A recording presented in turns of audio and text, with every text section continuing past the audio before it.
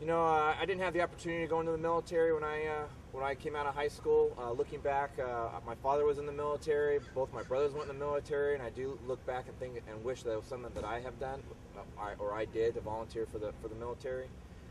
It's big. It's a big representation of pride that the men and women of this country have for our United States, and I have nothing but the utmost respect for our military related to people stepping up and volunteering to protect our country and our freedom, and nothing but respect for me.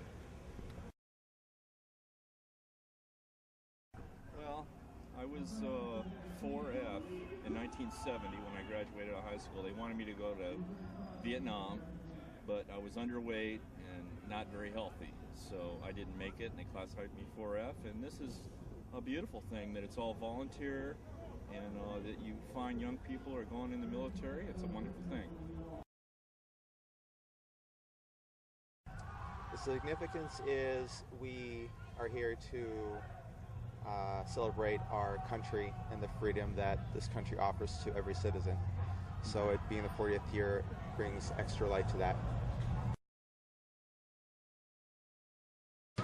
Well, I think it's very important to recognize our men and women in uniform, and it's just great that we have these young men and women that you see behind me actually wanting to go out and wear the military uniform of the United States. I think volunteer bases, which has been like that for such a long time, it's one of the biggest things we have here in America. Being forced in, necessarily their heart might not be into it, and it's nice to know that America's youth can still stand up and say, hey, I am willing to, at the end of the day, possibly lay down my life for this country, and I think that's an amazing attribute. Being forced in. Well, I think it's also. Personally, I think that everyone should serve their country at some point in time. But on top of that, I think that everyone does, like, volunteering makes someone want to be there more. You know, someone you're not going to want someone in the military that was forced there. It's just not going to function right. So the biggest thing is these young men and women that were here today that are joining the Marine Corps. It makes it even more, you know. It makes it even more special for that. So, that's it pretty much. I am. It makes a huge difference because if someone's deployed by force, you know, they don't put their whole heart into it. They might slack off. They might not do everything the right way because they don't want to be there.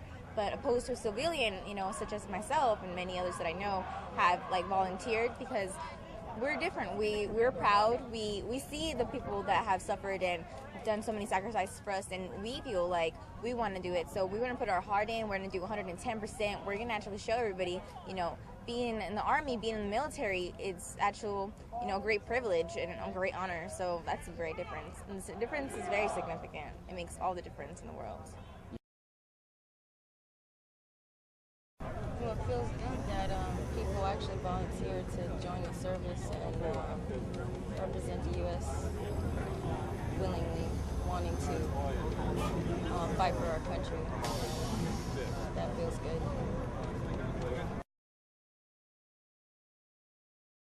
I think it's great that people actually want to go rather than having to go, and I really enjoy it because my whole side of my dad's family all were in the military, so I think it's great. I think it means history, it means change, and it means freedom. I think, well, you're better off getting people who want to do something than it is to get people who don't want to do it and are forced to do it. Mm-hmm. And there's always somebody who's on the wrong side. But I think it's the way they do it now with people that enjoy doing it and find it, and a lot of people want to find out as much as they can about the military. So I think it's great. I think it's amazing. We live in a country where our citizens volunteer to protect our way of life. This is on a voluntary basis, obviously. We're still the mightiest fighting force the history's ever known.